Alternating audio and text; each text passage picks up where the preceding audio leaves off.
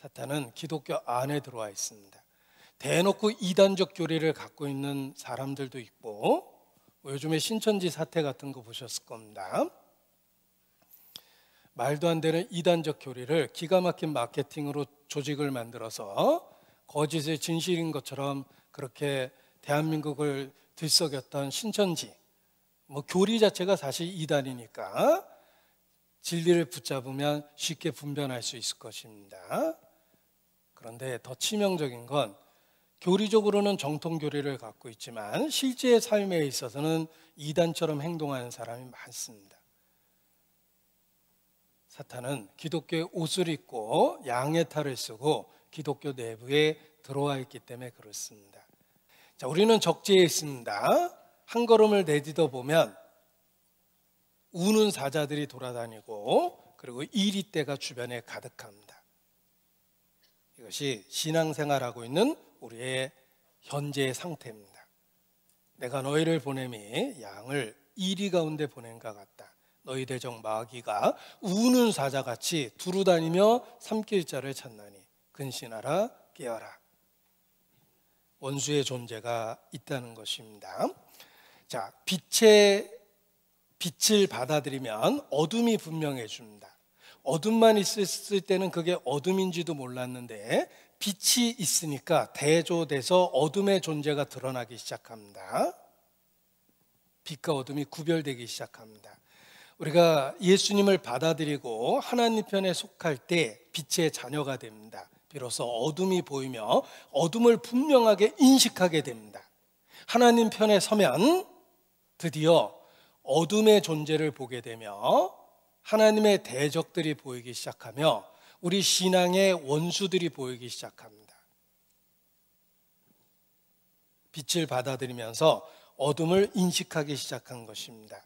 우리는 적지에 있고 치열한 영적 전투 한복판에 있습니다. 그래서 신앙생활을 전투에 비유했고 그리스도인을 군사에 비유한 겁니다.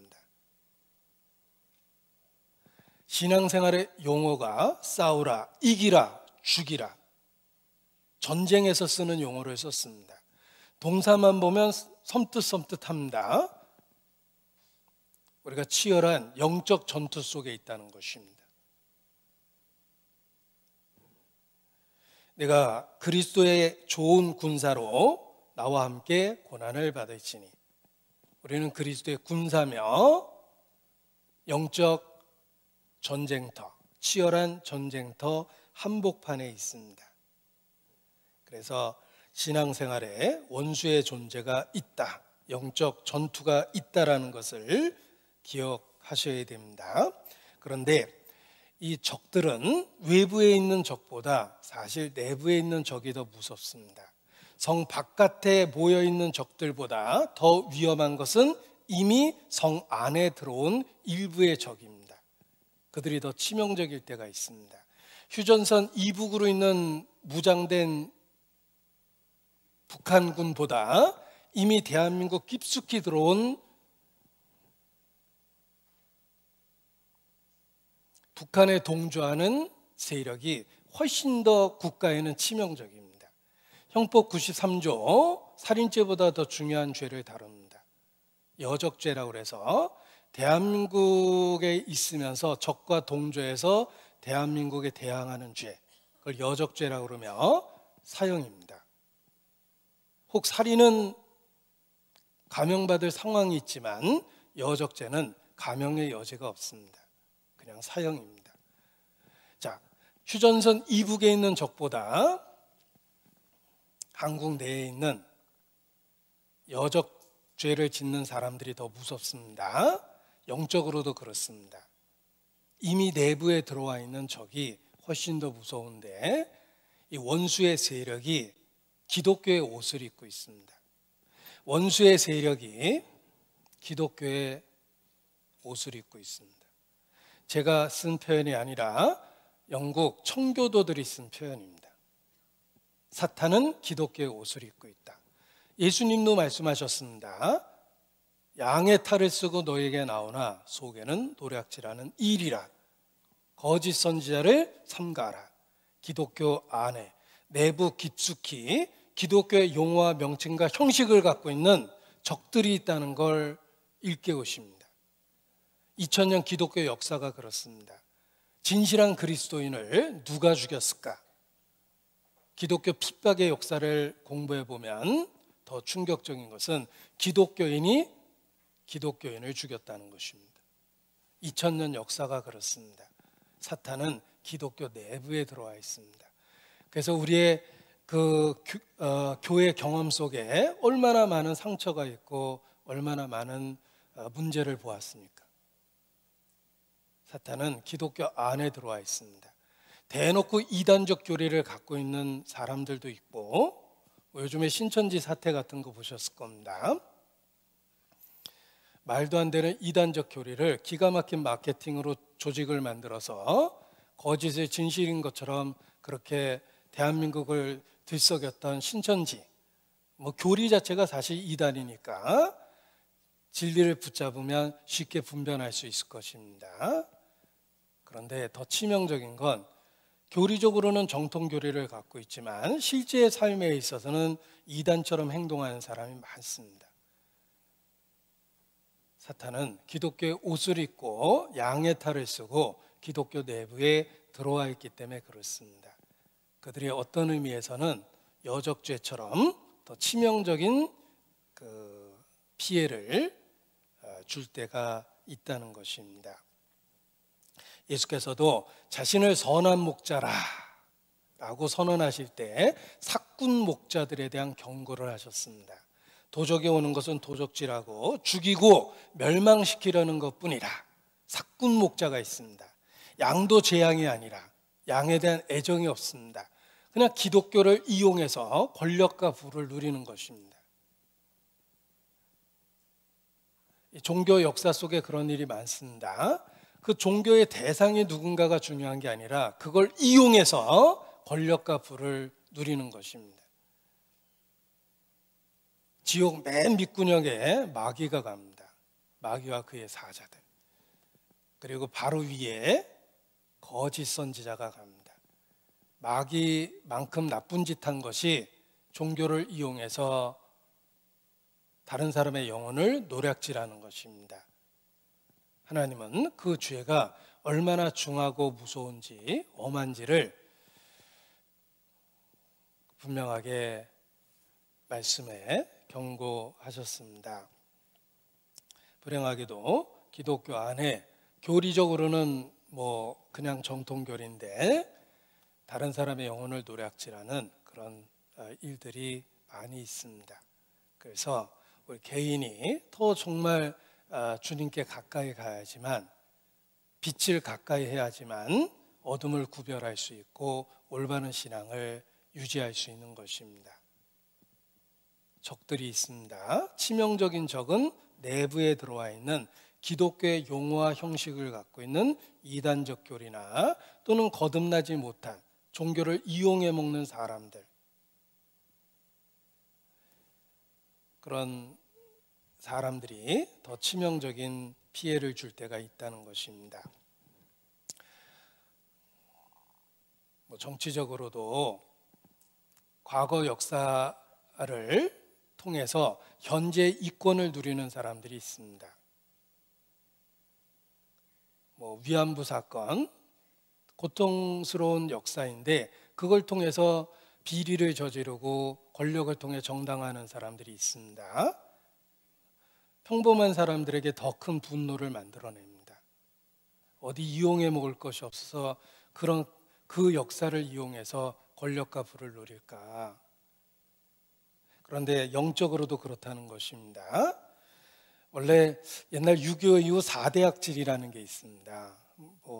좀 찝찝한 얘기지만 4대 악질이 전쟁 때 권력과 부를 얻은 군인들, 또 환자를 이용해서 권력과 부를 누리는 의사들, 불쌍한 고아를 이용해서 권력과 부를 누리는 고아원 원장들, 또 영혼을 이용해서 권력과 부를 누리는 목사들. 그래서 4대 악질이다 이런 이야기를 했던 시절이 있는데,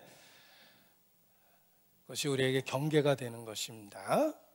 아무튼 기독교를 이용해서 도적의 역할을 하는 사람들이 있습니다. 예수님 말씀처럼 사꾼 목자이며 도적질하고 죽이고 멸망시키려는 것뿐이라 사꾼 목자가 있습니다. 자, 그런데 이 내부에 들어온 그 기독교를 이용하는 적들도 있는데, 제가 오늘 가장 중점적으로 드리고 싶은 말씀은 기독교 내부에 들어온 정도가 아니고 우리 각 사람, 우리 안에 들어와서 자리 잡고 있는 가장 무서운 적이 있다는 것입니다.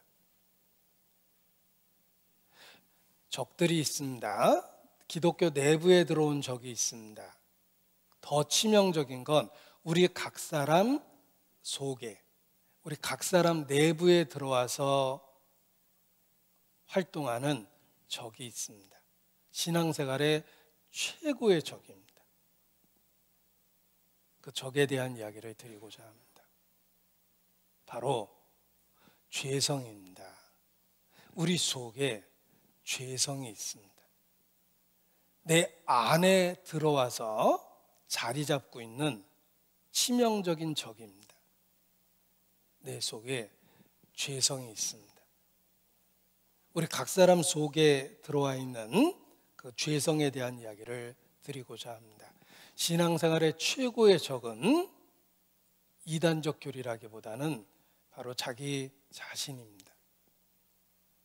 우리 속에 역사하는 죄성입니다. 베드로전서 2장 11절입니다. 베드로전서 2장 11절.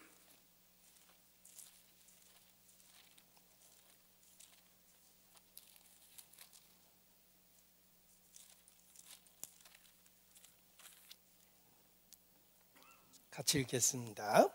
사랑하는 자들아, 나그네와 행인 같은 너희를 권하노니 영혼을 거스려 싸우는 육체의 정욕을 제어하라.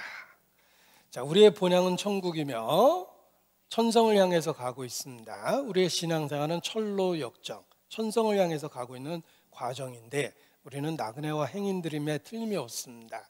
그런데 그 행적 속에 끊임없이 우리를 괴롭히는 적이 있습니다. 바로 영혼을 거스려 싸우는 존재인데 육체의 정욕입니다. 내 속에 있는 죄성입니다. 내 안에 치명적인 적이 있습니다.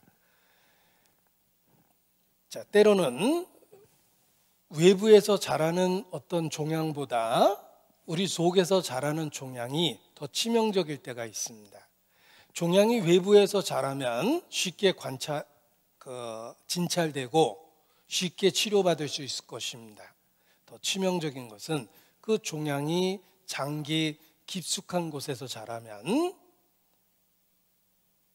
피해를 줄 때까지 모를 수도 있고 치료 시기를 놓칠 수도 있고 결과적으로 더 치명적일 수도 있습니다. 이와 같이 우리의 신앙생활의 가장 치명적인 적은 우리 속에 있는 죄성입니다. 영혼을 거스려 싸우는 육체의 정욕입니다. 성경은 우리의 마음이 만물보다 거짓되고 심히 부패하다라고 선언합니다. 다른 사람의 마음이 아닙니다.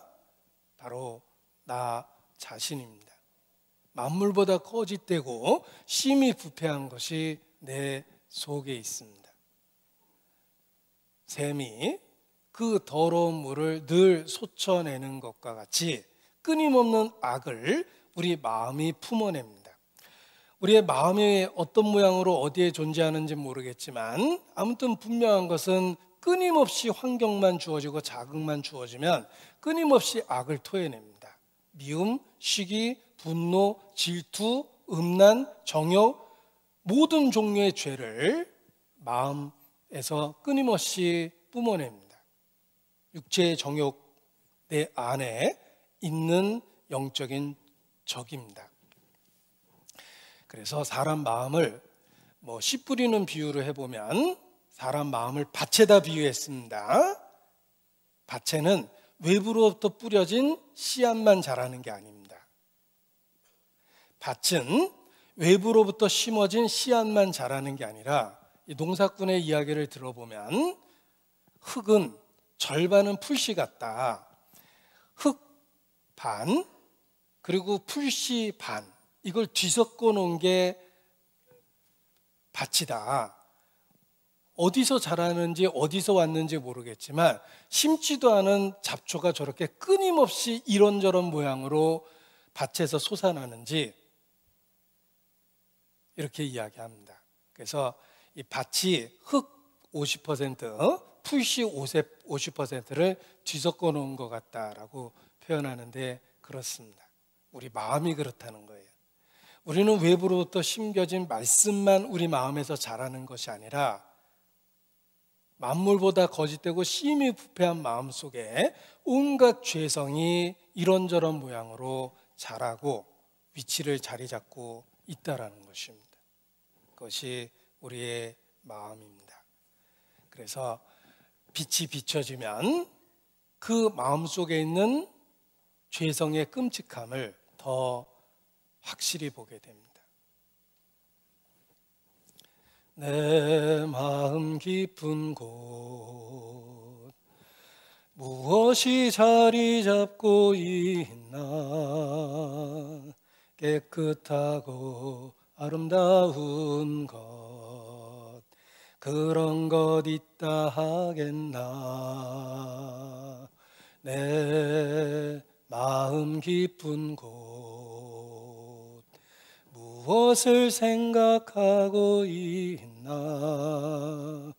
거룩하고 선한 것들 찾아볼 수 없네 내 마음 깊은 곳 무엇이 자리 잡고 있습니까? 내 마음 깊은 곳 무엇을 생각하고 있습니까? 우리 스스로도 깜짝 놀랄 만한 그런 악한 생각이 수시로 떠오르고 금방 떠올라서 사라지는 게 아니라 때로는 나를 붙잡고 오랫동안 내 마음과 생각을 더럽힙니다. 도대체 내 마음 깊은 곳 무엇이 자리 잡고 있습니까? 영혼을 거스려 싸우는 육체의 정욕이 자리 잡고 있습니다. 내 속에 죄성이 있습니다.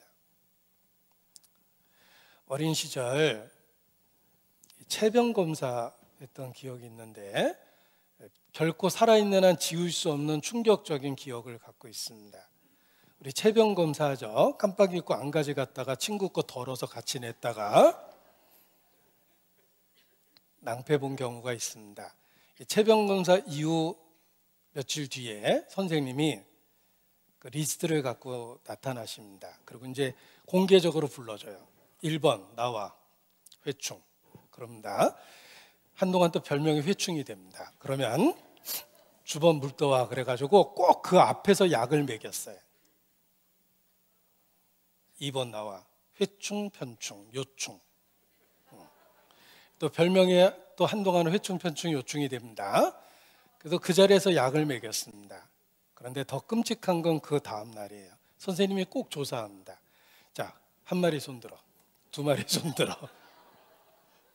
어린 시절의 회충약은 왜 그랬는지 모르지만 그 끔찍한 결과를 보게 되는데 너무 큰 충격적이죠. 제가 지금 했던 표현이 방송심에 걸릴까 봐 걱정이 됩니다. 너무 충격적입니다.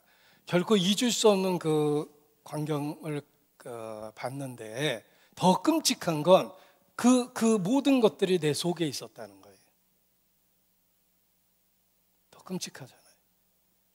죄가 그렇습니다. 여러분 성경에서 무슨 죄를 읽었습니까? 더 끔찍한 건 그 어떤 죄도 우리 속에 가능성으로 다 있다는 거예요. 가룟 유다가 특별하지 않습니다. 우리 속에도 가룟 유다의 마음이 있습니다. 너희 중 하나가 나를 팔리라. 가룟 유다만 펄쩍 뛴 게 아니에요. 모든 제자들이 뜨끔했습니다. 주여 내니까 걱정돼서 물어봤습니다. 가룟 유다의 마음도 내 속에 있고 아간의 죄도 내 안에 있고 고라의 패역도 내 안에 있고 가인의 혈기도 내 속에 있고 무서운 거 끔찍한 건 성경에 있는 모든 범죄의 그 씨앗이 내 마음 깊은 곳, 내 생각 그 어딘가에도 있다는 것입니다. 저기 내 안에 있습니다. 너무 깊이 들어와서 떨어지지도 않습니다. 이러한 죄성은 모세에게도 있었고 믿음의 조상 아브라함에게도 있었고, 여러분 누굴 존경하십니까? 베드로, 그에게도 있었습니다. 바울, 단언컨대 그에게도 있었습니다. 엘리야, 그에게도 있었습니다. 그들은 우리와 다른, 출발이 다른 그런 사람들이 아니에요. 엘리야도 3년 반 비가 오지 않도록 응답을 받았습니다. 대단한 선지자고 불병거하고 승천했지만 그도 우리와 같은 성정이 있었다고 성경은 선언합니다. 바울에게도 있었어요. 누구나에게나 있었습니다. 그래서 다 그리스도가 필요한 거예요. 바울에게도 있었습니다. 영혼을 거스려 싸우는 육체의 정욕, 그 끔찍한 죄성이 믿음의 선진들에게도 있었고, 그리고 내 안, 내 속에 지금도 있습니다. 바울도 고백합니다. 고린도후서 12장입니다. 고린도후서 12장 7절.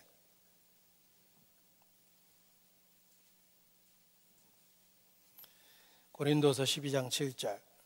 여러 계시를 받은 것이 지극히 크므로. 바울은 대단한 계시를 받았습니다. 우리는 바울을 보는 바 듣는 바에 지나치게 생각할 위험이 있어요. 그럼 바울이니까 그런가? 아닙니다. 바울도 우리와 똑같은 성정이 있었어요. 그의 출발은 우리보다 더 형편없었습니다.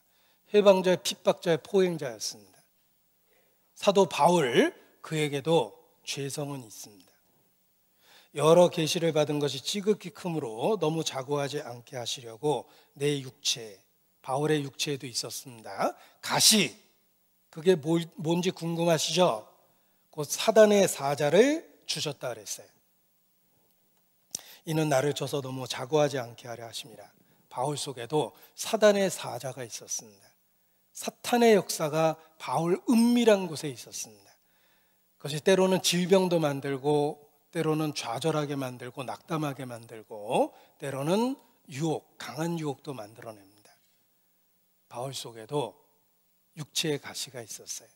사단의 사자가 바울 깊숙한 곳에 들어와서 역사하고 있었습니다.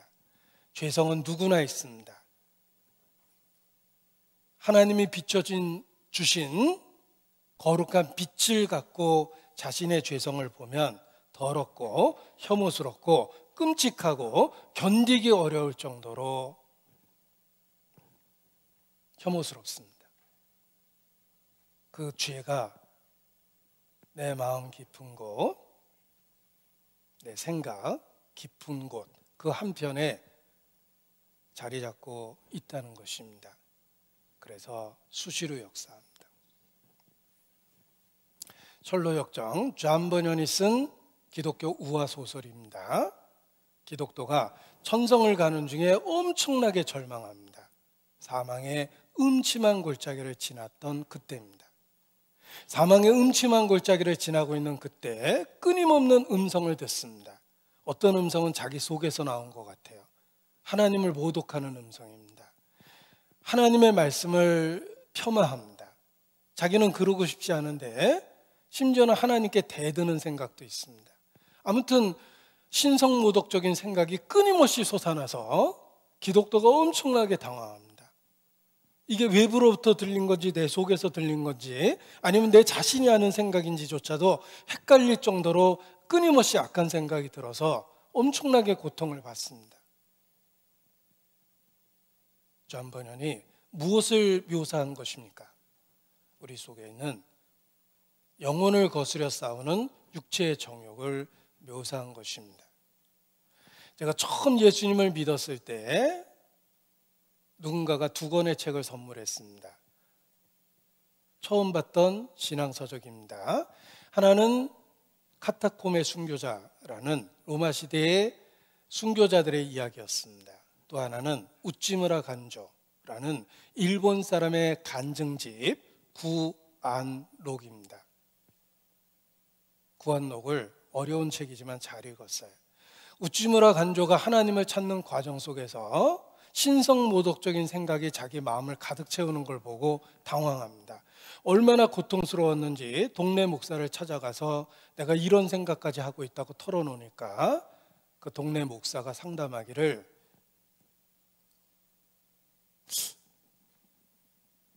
우찌무라 간조가 내가 이런 생각까지 하는 거 보니까 내가 틀림없이 마귀 자식 같다고 얘기하니까 동네 목사가 그런 것 같다고 이렇게 대답을 했습니다. 더 절망을 하게 됩니다.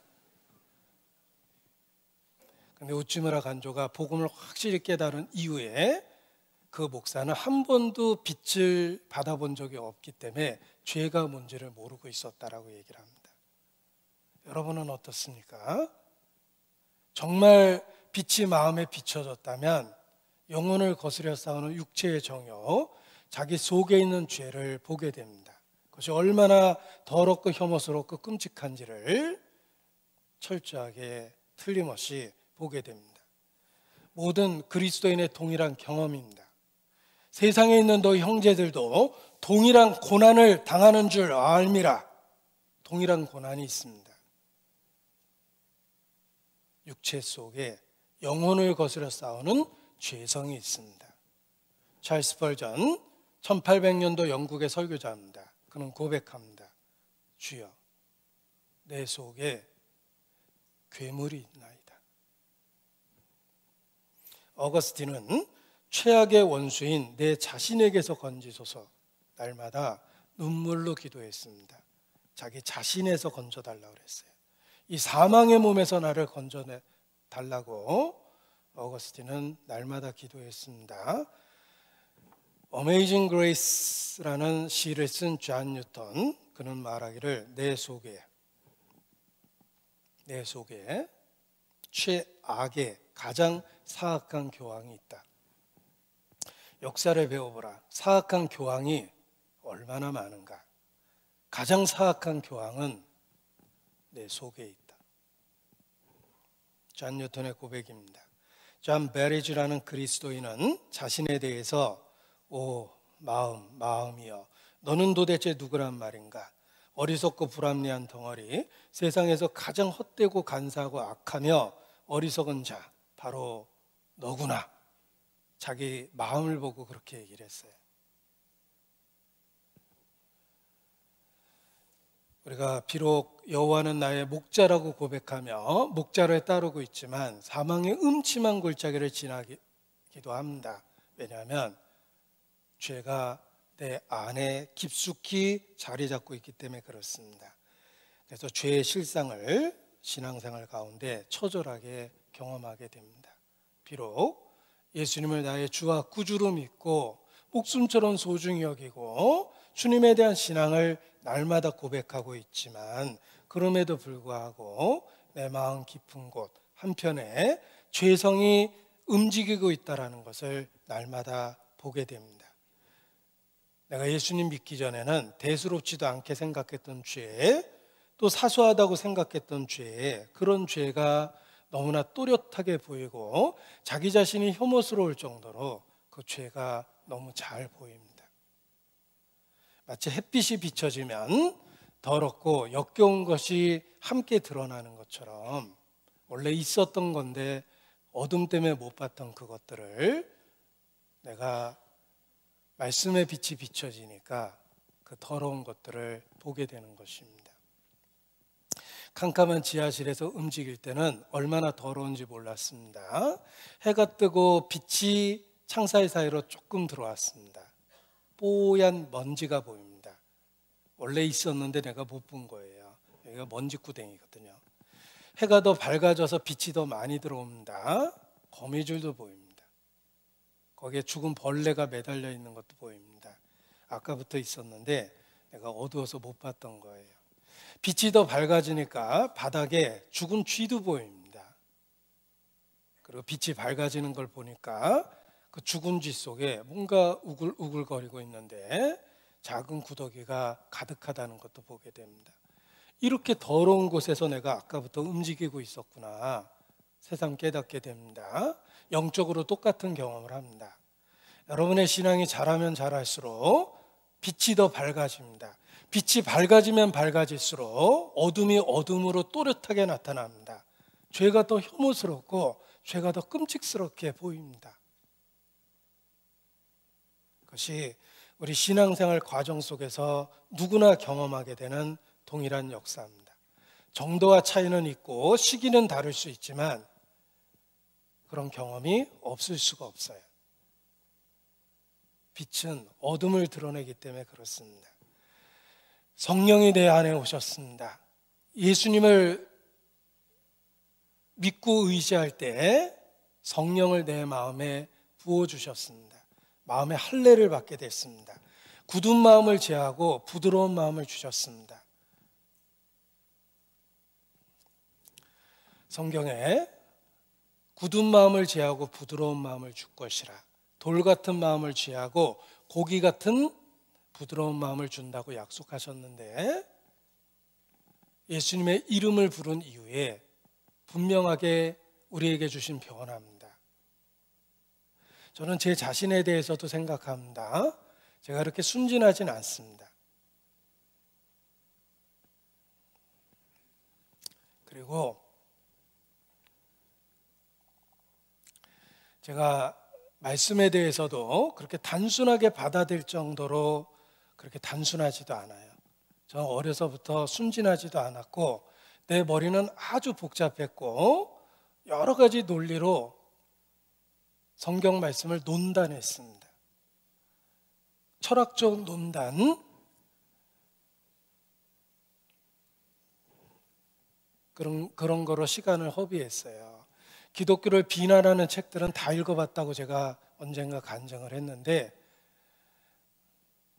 어린 시절을 그렇게 보냈어요. 역사 속에서 기독교를 조롱하고 비난하는 책들은 이상하게도 관심이 갖고 마치 불온서적을 은밀히 읽듯이 그런 책들을 즐겨봤습니다. 저는 순진하지도 않고 기독교 진리에 대해서 단순하지도 않았어요. 따지기 좋아했습니다. 그런데 정말 복음 들을 때는 이상할 정도로 순진해졌어요. 그리고 하나님이 사람이 되셔서 나를 위해 죽으셨다는 진리를 나의 보잘것없는 논리로 따지려는 마음이 없어졌어요.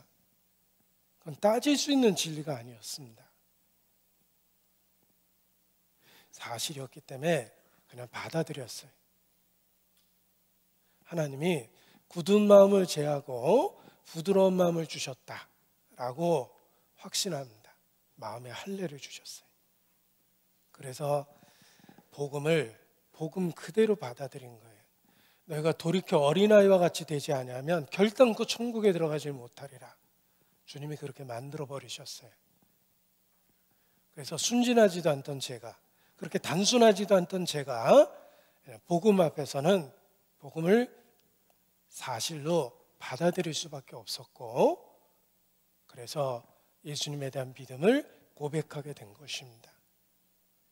성경 말씀대로 부드러운 마음을 주셨고 마음의 할례를 주신 거고, 선한 양심이 하나님을 향하여 찾아가게 했고, 그리고 양심의 악을 깨닫게 된 겁니다.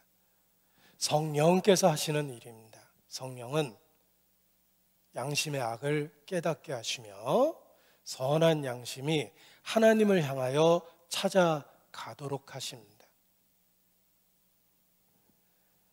그래서 예수님에 대해서 믿게 됐는데 그 이후에 죄를 더 죄로 인식하기 시작했습니다. 죄가 얼마나 혐오스러운지 알게 됐고, 죄를 지을 수 있는 가능성, 그 모든 가능성이 내 안에 깊숙이 자리 잡고 있다는 것도 확실히 알게 됐어요. 내 속에 죄성이 있었어요. 그리고 각성한 양심, 성령께서 할례를 주신 그 양심으로 보니까 죄가 더 혐오스럽고 끔찍하게 보였던 겁니다. 그래서 죄를 미워하는 마음을 갖게 된 거예요. 그 죄를 미워하는 마음은 원래 내 속에 없었던 겁니다. 내 속에는 본성적으로 죄를 사랑하고 죄악이 주는 즐거움을 누리는 그 마음이 있었는데 주님이 그걸 바꿔놓으신 겁니다. 한 어린아이가 기가 막히게 표현했습니다. 네가 예수님 믿고 달라진 게 무엇이니? 그 아이는 이렇게 대답합니다. 제가 예수님 믿기 전에는 제가 죄를 쫓아다녔는데 예수님을 믿은 이후에는 죄가 저를 쫓아다니고 있어요. 이렇게 표현을 했습니다. 그렇습니다. 표현은 달라도 동일한 경험을 하게 됩니다. 내가 예수님 믿기 전에는 죄악의 즐거움을 쫓아다녔어요. 놀고 먹고 마시고 즐기고 이생이 굴러도 개똥 소똥에 굴러도 이생이 최고다. 노세 젊어서 노세. 그런 식으로 인생을 살았습니다. 그런데 예수님의 이름을 부른 이후에는 죄악의 즐거움보다는 죄가 갖고 있는 혐오스러움을 보고 죄에 대해서 놀라게 되고 죄에 대해서 꺼리게 되고 죄를 싫어하게 됐습니다. 원래 내 속에 없었던 마음이에요. 주께서 양심의 악을 깨닫게 했고 선한 양심이 하나님을 향하여 찾아가도록 하셨기 때문에 그렇게 된 겁니다. 그래서 비로소 죄 그 자체를 미워하는 마음을 갖게 된 겁니다. 그리고 성경에서 이러한 말씀을 발견했습니다. 잠언 8장입니다. 잠언 8장 13절입니다.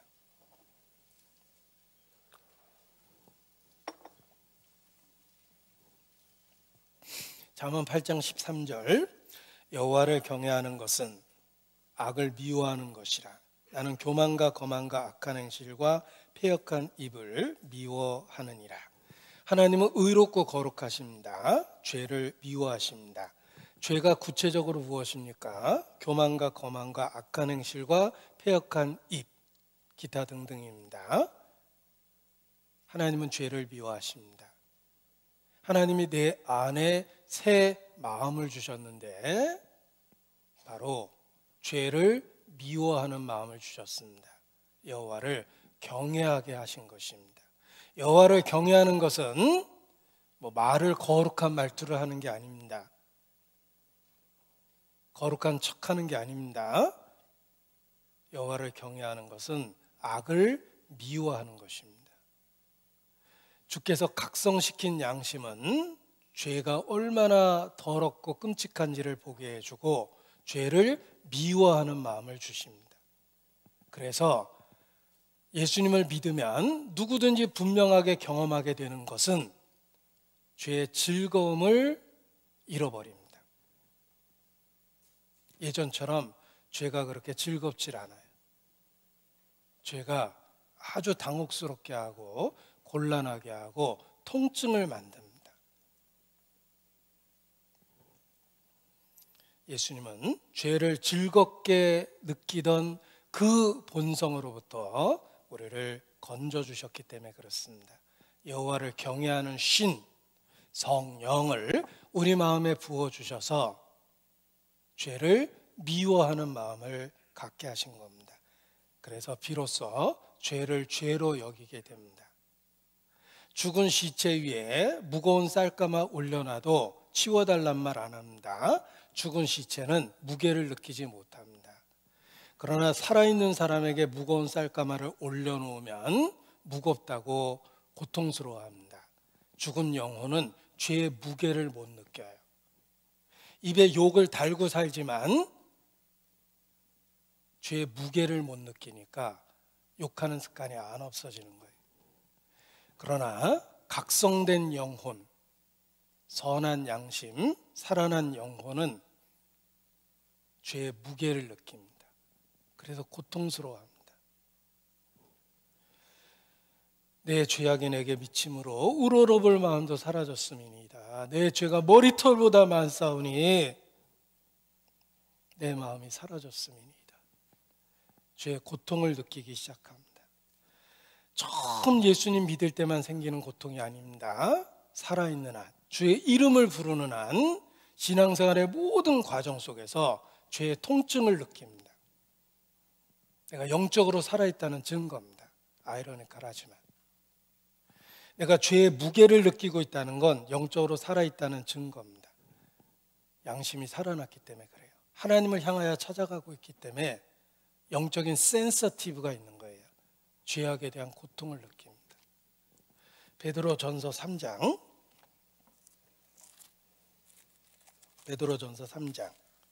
21절입니다.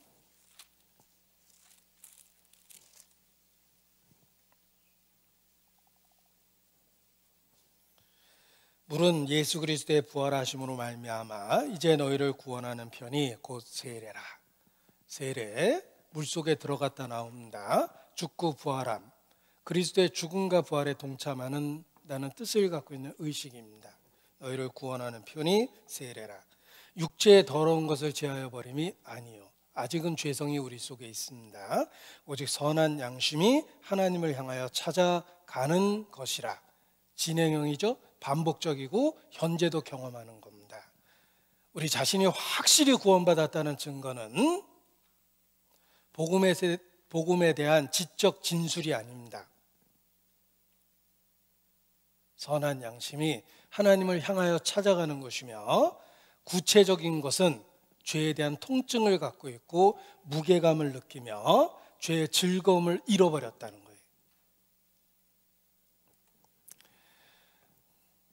구원받지 않은 사람도 죄가 만들어내는 결과에 대한 두려움은 있습니다. 죄가 만들어내는 결과는 건강을 잃거나 재정적인 손해를 보거나 감옥에 가거나 체면이 손상되거나 망신을 당하거나 이런 두려움을 갖고 있어요. 그거는 구원받지 않은 사람도 다 갖고 있는 거예요. 죄가 만들어내는 결과 때문에 무서워하죠. 그런데 그리스도인은 그 죄 자체를 두려워합니다. 죄 자체가 혐오스러운 거예요. 죄에 대한 통증을 느낍니다. 죽은 감각을 살려주셨기 때문에 죄를 더 쉽게 발견하고 죄가 얼마나 혐오스러운지를 느끼고 살게 해주신 겁니다. 한마디로 양심이 예민해졌어요. 감각이 되살아난 거예요. 문둥병자는 감각이 없었는데 고침을 받으니까 영적 감각이 되살아나서 모든 죄는 스치고 지나가도 느껴집니다. 작아 보이는 죄도 크게 느껴요.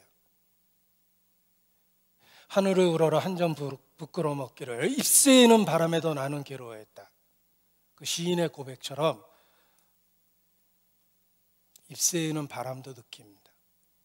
작은 죄의 스침도 통증으로 와닿아요. 스스로 깜짝 놀랍니다. 죄에 대한 감각을 되살려 주셨기 때문에 그렇습니다. 그래서 죄에 대한 분명한 인식을 하고 살게 됩니다. 그런데 이 죄가 우리 속에서 떼어지지가 않습니다. 내가 일시적으로 죄를 띈 것처럼 보이는데 어느 순간에 그 죄가 다시 있어요. 로마서 8장입니다. 로마서 8장입니다. 7절. 제가 개인적으로 이 말씀이 어느 날 정말 너무너무 마음에 와닿았어요. 내가 그렇게 고민했던 죄성에 대한 실체를 본 겁니다. 이 죄는 절대로 살아있는 한 내게서 끊어지질 않아요. 우리 육체가 있는 한 죄의 속박을 벗어날 수가 없어요. 8장 7절입니다. 육신의 생각은 하나님과 원수가 되나니 이는 하나님의 법에 굴복지 아니할 뿐 아니라 할 수도 없습니다. 할 수도 없습니다. 할 수도 없습니다. 육체의 생각은 하나님의 법에 절대 굴복할 수도 없어요. 내가 육체를 갖고 있는 한 육체의 생각은 내가 통제할 수 있는 게 아니에요. 통제할 수 없는 죄성이 내가 원하든 원치하지 않든 그 어떤 순간에도 나를 사로잡을 수 있다는 거예요.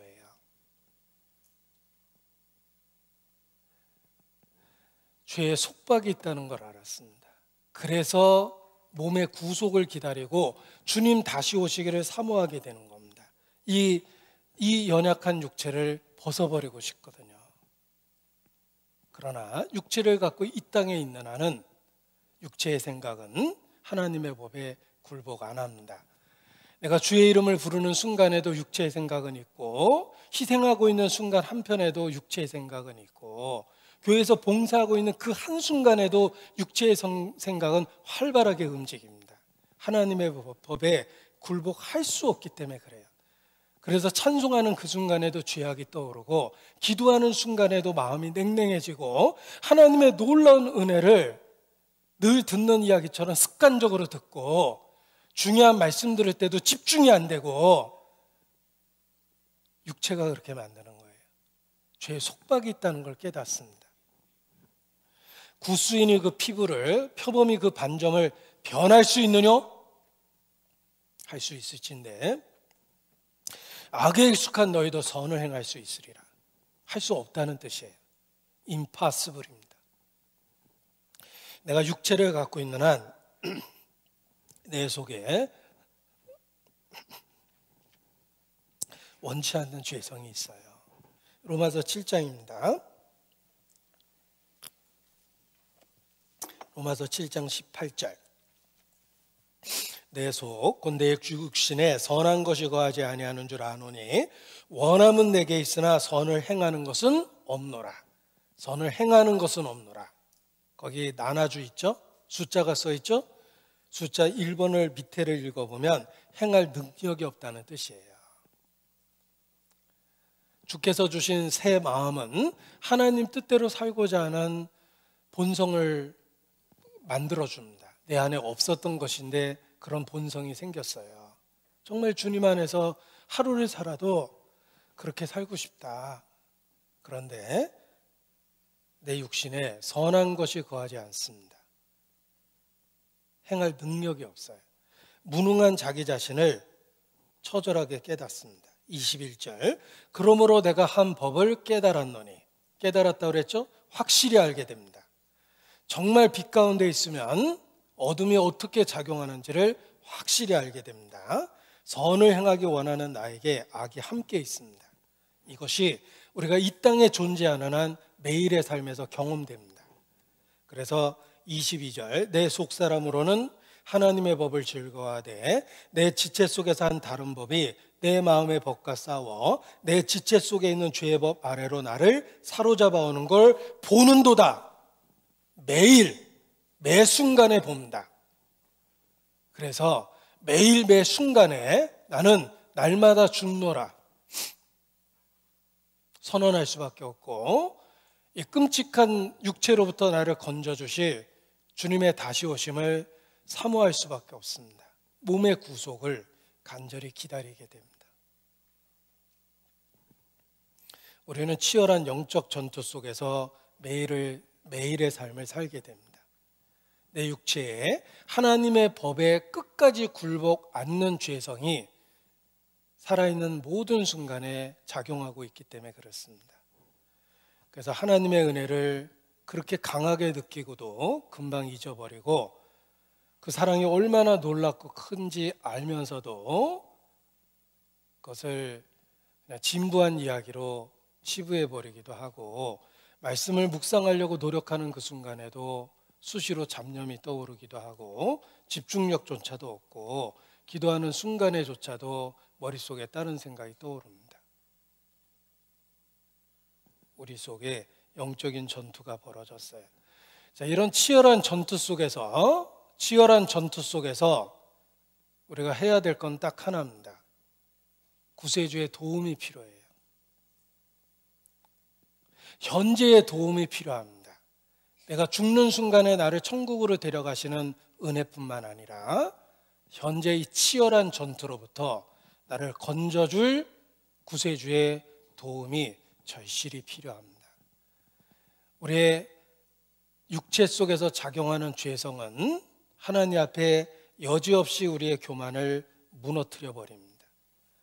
예수님을 믿을 수밖에 없게 만들어줍니다.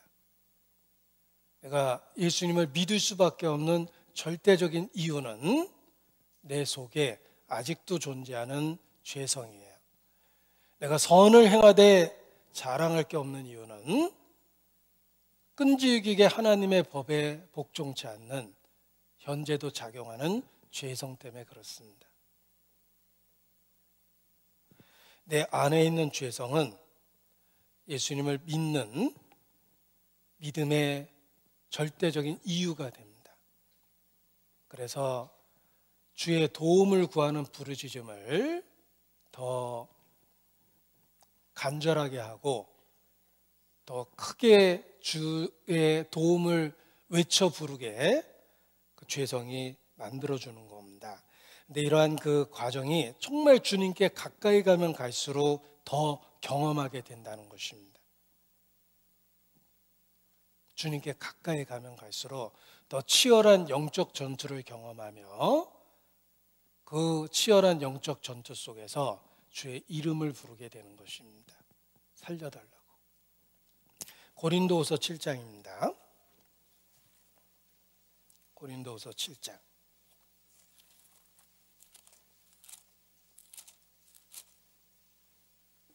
10절입니다. 두 개의 근심이 있습니다. 하나님의 뜻대로 하는 근심이 있고 세상 근심이 있습니다. 세상 근심은 누구나 하는 의식주에 대한 염려입니다.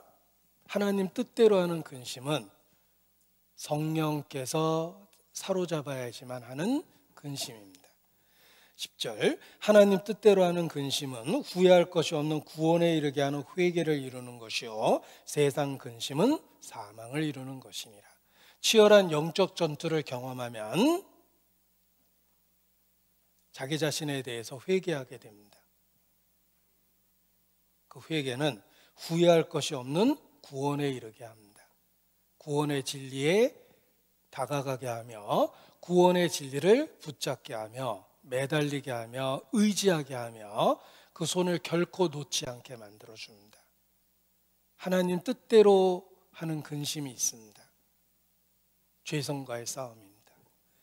11절, 보라 하나님의 뜻대로 하게 한 이 근심이 너희를 얼마나 간절하게 하며 얼마나 변명하게 하며 얼마나 분하게 하며 얼마나 두렵게 하며 얼마나 사모하게 하며 얼마나 열심히 있게 하며 얼마나 벌하게 하였는가. 너희가 저 일에 대하여 일절 너희 자신의 깨끗함을 나타내었느니라. 그 죄와의 치열한 싸움은 더욱더 구세주에게 매달리게 해줘요. 갓난아이는 세상에 대한 두려움, 공포 때문에 엄마 품에 필사적으로 매달립니다. 영적으로 그렇습니다. 하나님 뜻대로 하는 근심이 구세주를 더 강하게 붙잡게 만드는 것입니다. 그리스도인은 마음에 슬픔이 있습니다. 근심이 있습니다. 세상 사람들은 의식주에 대한 염려로 근심하고 슬퍼합니다. 때로는 자기 연민에 빠져서 근심합니다. 그러나 그리스도인 많이 하는 근심이 있습니다. 영혼을 거스려 싸우는 육체의 정욕과의 치열한 싸움을 통해서 그리스도인만 하는 근심이 있습니다. 그리스도인 많이 느끼는 슬픔이 있습니다. 죄성 때문에 느끼는 슬픔이 있습니다. 주님은 그러한 마음을 보고 계십니다. 마음이 가난한 자가 복이 있다. 심령에 애통하는 자가 복이 있다. 그들의 위로를 받을 것입니다. 에스겔 9장입니다. 심판에 대한 이야기가 있습니다. 에스겔 9장입니다. 심판에 대한 말씀이 있습니다. 그 심판의 와중에도 하나님은 특별한 사람을 보호하십니다. 어떤 사람을 보호하시는가? 에스겔 9장 4절입니다. 1161페이지입니다.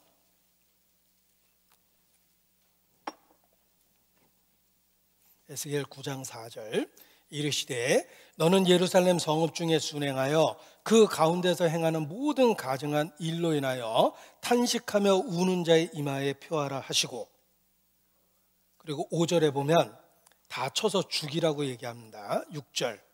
늙은 자와 젊은 자와 처녀와 어린아이와 부녀를 다 죽이되 이마에 펴 있는 자에게는 가까이 말라. 하나님의 심판의 칼이 온 세상을 심판하고 있는 그때 하나님은 이마에 펴 있는 자들에게는 해치지 말라고 그러셨습니다.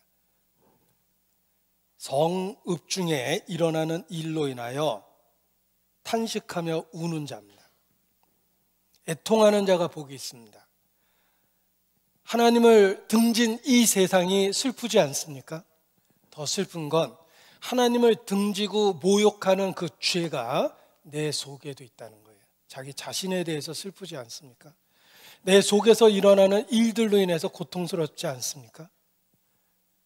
내가 주의 이름을 부르고 있는 이 순간에도 내 마음 깊은 곳에 죄성이 작용하고 있다는 게 정말 고통스럽지 않습니까? 그걸 고통스럽게 여기는 게 그리스도인의 본능입니다. 탄식하며 우는 자의 이마에 펴하라.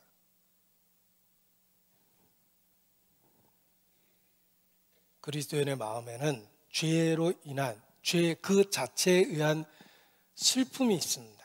그리고 주님은 그 애통하는 자를 매일의 삶 속에서 복음으로 위로하십니다.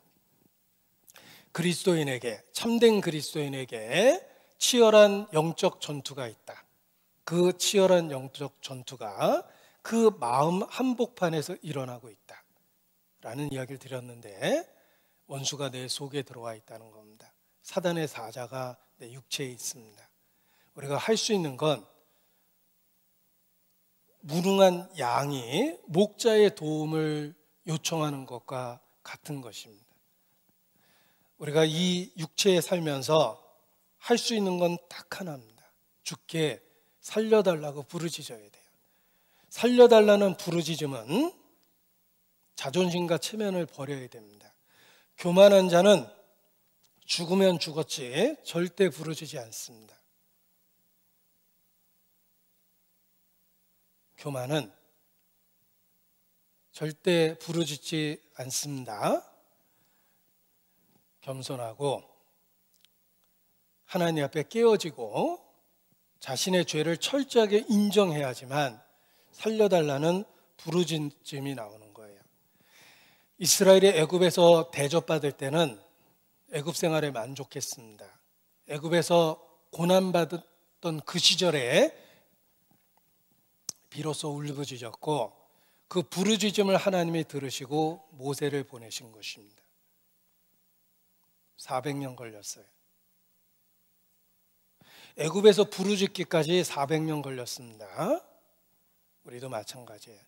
자기의 죄성을 거룩한 빛 가운데 보고 자기에게 얼마나 끔찍한 죄가 있는지를 확실히 발견했다면 이제는 그냥 모든 걸 버리고 치면을 버리고 교만을 버리고 주님 앞에 납작 엎드려서 부르짖어야 됩니다. 양이 위기 속에서 탈출할 수 있는 유일한 방법은 목자가 나타날 때까지 울부짖는 거예요. 영적으로도 그렇습니다. 우리가 하나님 앞에 할 수 있는 건 딱 하나예요. 그냥 부르짖는 거예요. 주여 나를 불쌍히 여기소서. 하늘과 땅을 이어주는 사닥다리는 세 단어입니다. 주여 나를 불쌍히 여기소서. 하나님이 응답하시는 기도는 세 마디입니다. 주여 나를 불쌍히 여기소서.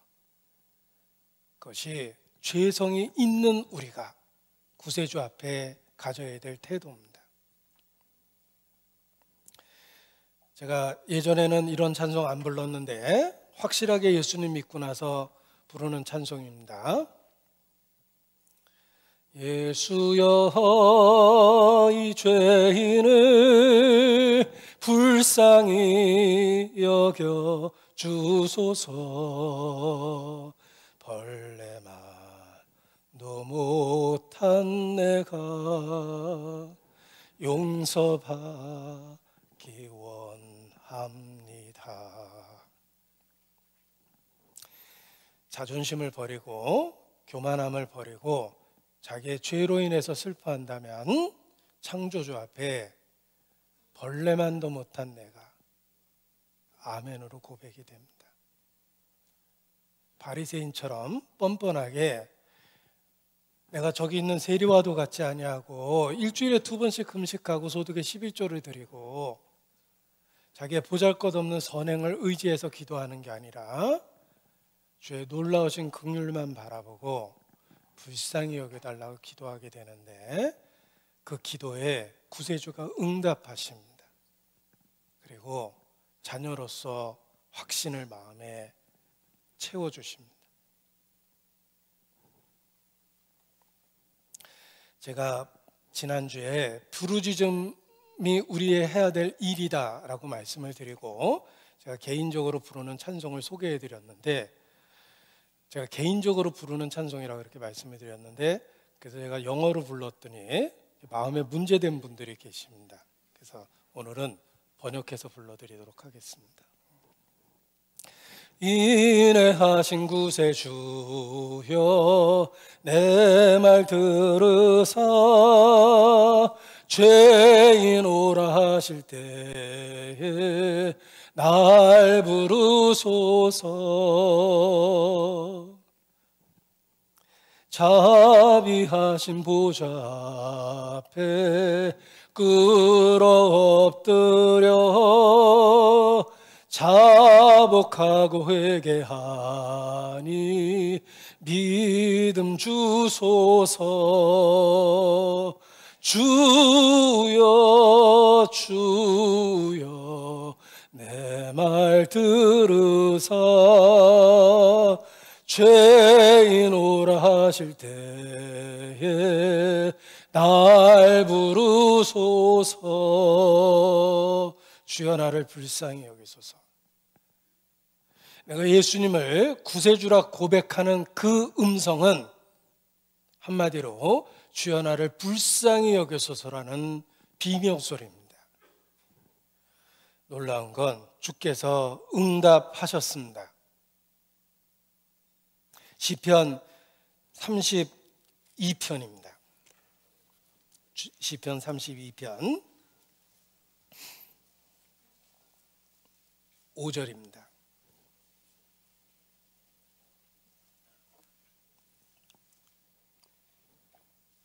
내가 이르기를 내 허물을 여호와께 자복하리라 하고 주께 내 죄를 아뢰고 내 죄악을 숨기지 아니하였더니 같이 읽습니다.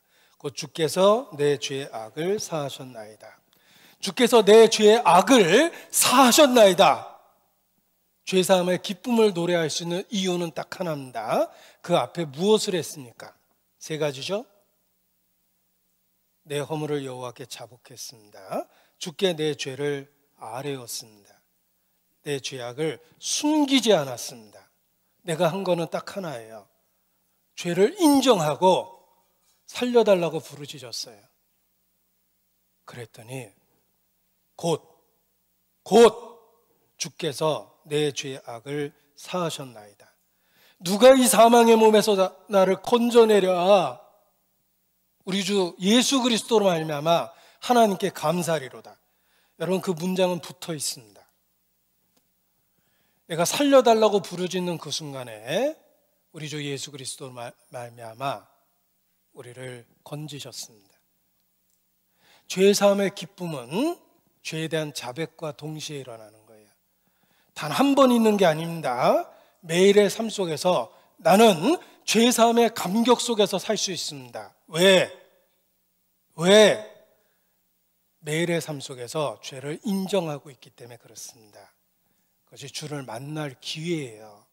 그 다음 말씀이 그렇습니다. 6절 이로 인하여 무릇 경건한 자는 주를 만날 기회를 타서 주께 기도할지라. 주를 만날 기회를 타서, 거기 나눠져 있죠. 번호가 있고 밑에 보면 죄를 깨달을 때, 여러분 하나님을 만나는 순간은 죄를 깨달을 때예요. 우리가 주의 이름을 진심으로 부르는 순간은 자신의 자아가 무너질 때입니다. 교만이 무너질 때입니다. 자존심이 부서질 때입니다. 죄를 깨달을 때예요. 그 순간에 우리를 정말 만나주세요. 구세주께서 피 묻은 손으로 우리를 붙잡아 주십니다. 진실로 홍수가 범람할지라도 심판이죠. 저에게 미치지 못하리이다. 홍수로부터 건져주신 같이 심판으로부터 건져주셔요.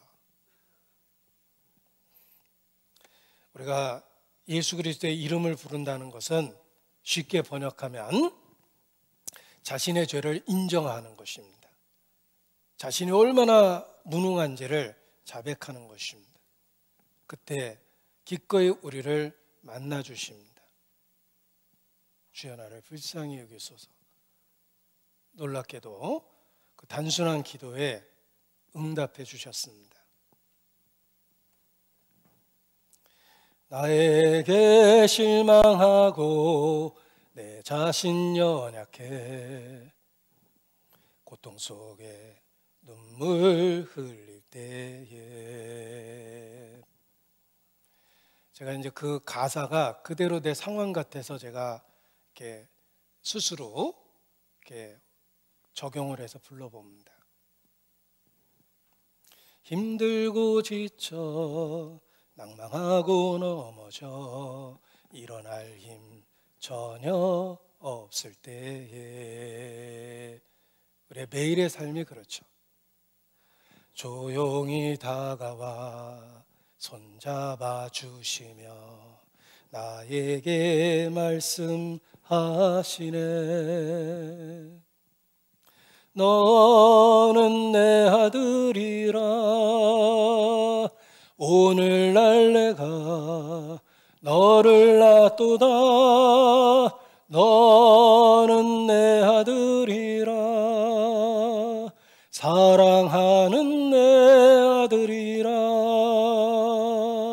가장 절망스러운 순간에 하나님은 육체를 갖고 내가 있는 이곳까지 달려오셔서 복음으로 나에게 말씀하십니다. 너는 내 아들이라. 오늘날 내가 너를 낳았도다. 구원의 은혜는 원수의 목전에서 베푸신 상입니다. 우리가 속해 있는 이 세상은 적지 한복판입니다. 온통 원수들이 둘러싸여 있고 내가 믿는 기독교 안에도 적들이 들어와 있고 내 마음 은밀한 곳에도 사단의 사자가 있습니다. 그 원수의 목전에서 내게 상을 베푸셨습니다. 너는 내 아들이라. 오늘날 내가 너를 낳았도다. 복음으로 우리 양심에 확실하게 말씀해 주십니다. 그래서 죄 때문에 근심하고 슬픈 듯 보이지만 영적으로 기뻐하고 즐거워할 수 있는 것입니다.